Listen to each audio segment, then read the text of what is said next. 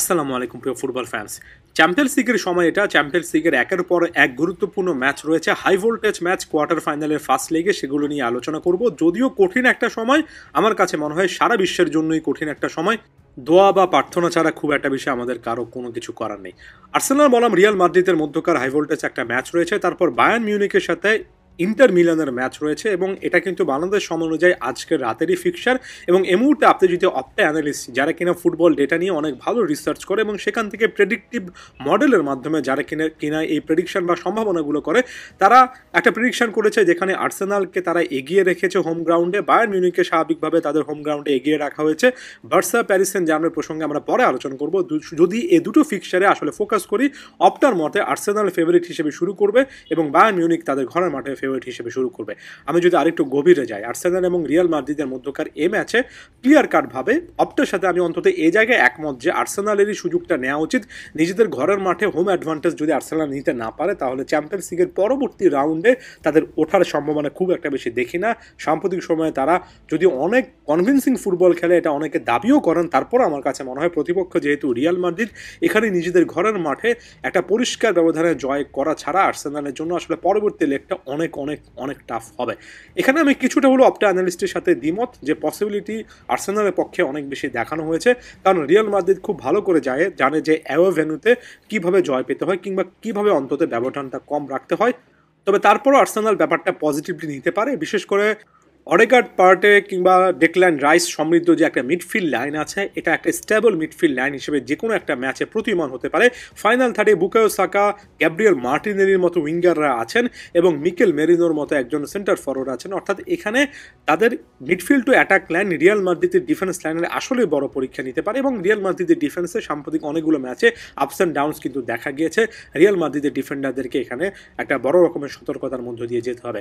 তবে একেবারে কাউন্টার অ্যাটাকে যদি আমরা চলে আসি, Vinicius junior, Jude Bellingham, Rodrigo, upfront Kylian Mbappe, এটা সবচেয়ে বিধ্বংসী একটা অ্যাটাকিং লাইন এবং যে কোনো মুহূর্তে ম্যাচটা কিন্তু ঘুরে যেতে পারে। এবং আপনি কখনোই ইকুয়েশন থেকে এই প্লেয়ারদেরকে বাদ রাখতে পারবেন না। সাম্প্রতিক সময়ে তাদের পারফরমেন্সটা যতই আপস অ্যান্ড ডাউনসের মধ্যে দিয়ে যাক না কেন, এই প্লেয়াররা তাদের ইন্ডিভিজুয়াল নামের মাধ্যমে কিন্তু একটা ম্যাচের রেজাল্ট ক্যারি করতে পারেন।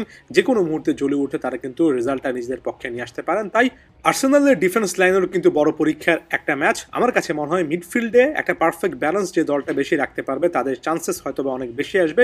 সেক্ষেত্রে মিডফিল্ড কন্ট্রোল করে মিকেল আর্তেতা যদি দলটাকে অ্যাটাক লাইনে ক্লিনিক্যাল একটা ভাব আনতে পারেন, অর্থাৎ যতগুলো আক্রমণে উঠবে তারা সেখান থেকে ভালো গোল কনভার্ট করতে পারবে, তাহলে হয়তো আর্সেনালের সুযোগ থাকবে।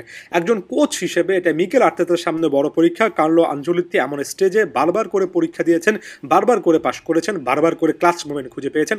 মিকেল আর্তেতা এখন পর্যন্ত সেই ক্লাচ মোমেন্টগুলো খুঁজে পাচ্ছেন না। বেশ কয়েকজন প্লেয়ার ইনজুরির কারণে মাঠের বাইরে থাকার কারণে, রহিম স্টার্লিং সাসপেনশনের কারণে ম্যাচ মিস করতে যাওয়া মিকেল আর্তেতার জন্য ব্যাপারটা কিন্তু আরও অনেক চিন্তার। সেটা যাই হোক, একটা আপফ্রন্ট অ্যাটাকিং ম্যাচ অন্তত এই ম্যাচে আশা করছি। বায়ার্ন মিউনিখকে তাদের ঘরের মাঠে ফেভারিট বলা হচ্ছে, এটা স্বাভাবিক একটা ব্যাপার। বিশেষ করে হ্যারি কেন যে লেভেলের ফর্মে আছেন, তিনি প্রতিপক্ষ অর্থাৎ ইন্টার মিলানের ডিফেন্স লাইনের জন্য বড় একটা চিন্তার কারণ হতে পারে। তবে ইন্টার মিলান এক্ষেত্রে যেটা অ্যাডভান্টেজেস একটা সিনারিও চিন্তা করতে পারে, সেটা হচ্ছে তাদের কাছে এমন একটা সিস্টেম আছে 3-5-2, এই ফরমেশনটা, এই সিস্টেমটা আসলে 4-2-3-1-এর বিপরীতে অনেক সময় কিন্তু কাজে এসেছে। এবং এখানে ডিমার্কো কিংবা ডারমিয়ান যারা উইংব্যাক হিসেবে খেলেন, তারা নিচে নেমে 5 জনের একটা ডিফেন্স লাইন তৈরি করে ফেলেন।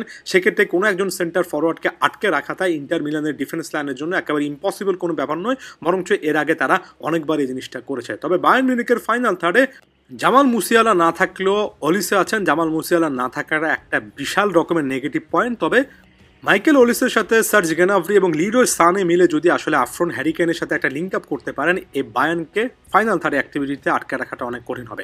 অন্যদিকে লাউতারো মার্টিনেজের লিঙ্ক আপ থুরামের সাথে, এর পাশাপাশি মিডফিল্ডে মাখতারিয়ান, হাকান চানহালুলু, বারেলার মতো অভিজ্ঞ মিডফিল্ডাররা যখন আছেন, সেক্ষেত্রে ইন্টার মিলানের জন্য আরও একবার সহজ ইকুয়েশন, যত বেশি করে তারা ডিফেন্স টু মিডফিল্ড লাইনে বলটা নিজেদের কাছে রাখতে পারবে কিংবা প্রতিপক্ষের পায়ে দিলেও যত বেশি করে তারা আসলে ডিফেন্সিভ শেপ, মিডফিল্ড শেপটা ধরে রেখে লাউতারো মার্টিনেজ এবং থুরামের মাধ্যমে আক্রমণে উঠতে পারবে, সেই লিঙ্ক আপটা খুঁজে হবে, তত বেশি তাদের জন্য ভালো। অবশ্যই ইন্টার মিলানের জন্য সুযোগ আসবে, তাদেরও সম্ভাবনা একেবারে কম নয়। দুটো ম্যাচই এক্সাইটিং হবে। আশা করছি চ্যাম্পিয়ন্স লিগের ক্লাসিক্যাল সেই এক্সাইটমেন্টটা আমরা খুঁজে পাবো এই দুটো ম্যাচে। ধন্যবাদ সবাইকে।